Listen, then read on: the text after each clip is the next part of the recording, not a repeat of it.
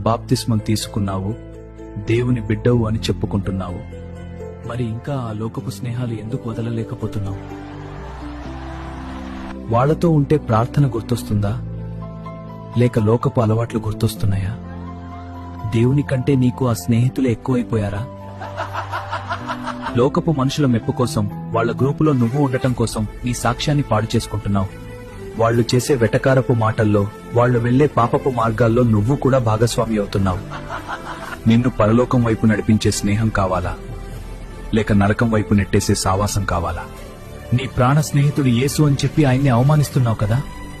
1 Corinthians 15లో దేవుడు కఠినంగా చెబుతున్నారు, మోసపోకుడి, దుష్ట సావాసము మంచి నడవడిని చెరుపును. నీ భక్తి ఎంత గొప్పదైనా సరే తప్పుడు స్నేహం నిన్ను ఖచ్చితంగా పడగొడుతుంది.